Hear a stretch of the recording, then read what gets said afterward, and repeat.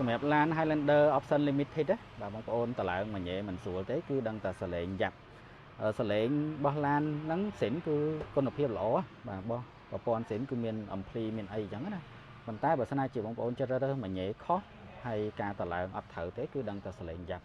បាទឡាននេះគឺខ្ញុំណែនាំមែនតើបងប្អូនត្រូវចិត្តរើសមួយញ៉េ Nakamichi model NAM 590បាទ model ហ្នឹងគឺផ្ដោតសំខាន់ទៅលើគុណភាពសលេងហ្មងតឡើងហើយគឺបានសលេងល្អព្រោះចឹងបាទបងប្អូនត្រូវការបាទដាក់ឲ្យសំឡេងល្អគឺមករោន iCar បានអានេះគឺយើងចាប់ប្រភេទសុំដាក់នៅខាងលើហើយអេក្រង់10អ៊ីងលៀនចេញមកបាទងាយស្រួលថាច់បជាបាទហើយមិនធំតាមួយញ៉េទេនិយាយទៅគឺម៉ូចាស់របស់យើងបាទតឡើងកាមេរ៉ា steer map ហើយបាទគុជវិញគឺបាទដាក់ទាំងគុជ7កាងហើយនឹងគុជជាគៀងអញ្ចឹងណាបាទបោះ iRay ចឹងសម្រាប់គុជ iRay យើងបាទទាំងគុជជាគៀងគុជ7កាងបាទគាត់យកសិតតែសេរីខ្ពស់ហើយបាទពលឺគឺភ្លឺកប់បាទភ្លឺអេមណា